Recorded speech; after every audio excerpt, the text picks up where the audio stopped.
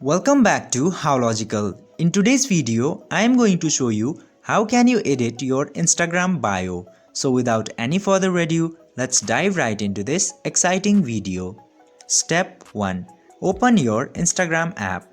Firstly, you need to open your Instagram app to edit your bio. And after opening the Instagram app, just navigate to your profile by clicking to this profile button into the bottom right corner. Step 2. Click to Edit Profile button.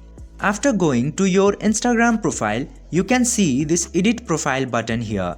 You just simply have to click into that, and after clicking the Edit Profile button, you can see this bio here.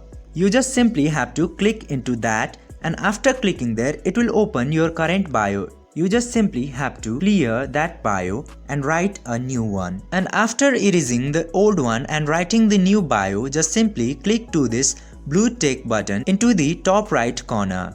After doing this, your bio will successfully be changed into new one. By following these very easy steps, you can also edit your bio in Instagram. I hope this video was helpful for you. If yes, don't forget to like, share and subscribe to the channel to never miss another update. Thank you for watching.